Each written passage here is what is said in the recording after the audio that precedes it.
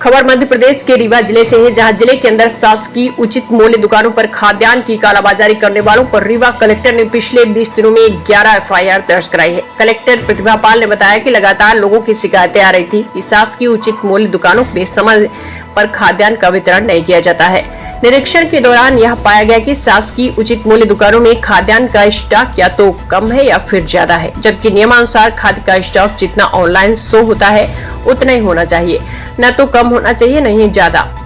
अगर ऐसा होता है तो इससे परिलक्षित होता है कि शासकीय उचित मूल्य दुकानों के खाद्य विक्रेता कालाबाजारी कर रहे हैं, जिसको देखते हुए खाद्य अधिकारियों को यह निर्देश दिए गए हैं कि समय समय पर शासकीय उचित मूल्य दुकानों का निरीक्षण करें व नियमों का पालन कराएं, जिससे कि समय पर हितग्राहियों को खाद्य उपलब्ध हो व शासन का लाभ मिल सके। हाल ही में शासकीय उचित मूल्य दुकान पतुल्की के विक्रेता पर एफआईआर दर्ज की गई है। आइए सुनाते हैं रीवा कलेक्टर का क्या कहना है। खाद्यान्न वितरण को लेकर के लगातार ये शिकायतें आ रही थी। कुछ अपनी ऐसी उचित मूल्य की खाद्यान्न दुकानें हैं जिनमें समय पर हितग्राहियों को खाद्यान्न नहीं मिल रहा था, या फिर उनके जब स्टॉक वेरिफिकेशन किया गया तो जितना स्टॉक उनका मिलना चाहिए उससे स्टॉक या तो कम मिला या ज़्यादा मिला। शासकीय उचित मूल्य की दुकानों पर ये बिल्कुल अनुमति नहीं है कि जितना स्टॉक आपका ऑनलाइन शो हो रहा है उससे ज़रा भी कम या ज़्यादा नहीं होना चाहिए। ये दोनों ही परिस्थितियों ये शो करती हैं कि उचित प्रकार से खाद्यान्न का या तो कहीं कालाबाजारी की जा रही है या फिर जो खाद्यान्न के लिए हितग्राही हैं उनको समय पर मिल नहीं रहा है।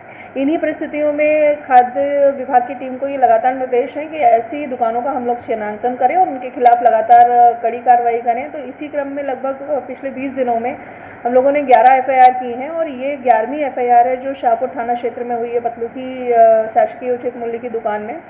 ये जो एफआईआर जिन शासकीय उचित मूल्य दुकानों पर की गई हैं इनका संचालन भली प्रकार चलता रहे, इसके लिए समितियों को निर्देश दिए गए हैं और जिन लोगों के विरुद्ध एफआईआर हुई है उनके खिलाफ हम लोग कड़ी कार्रवाई करेंगे और आगे भी जो गरीबों का खाद्यान्न है वो सही व्यक्ति को सही समय पर मिले, ये ज़रूरी है। इसके लिए खाद्य विभाग की खुद की टीम बिल्कुल ताकीद की गई है कि वो भली प्रकार से इसका संचालन कराने के लिए अपनी टीम को लगातार मॉनिटरिंग में रखें।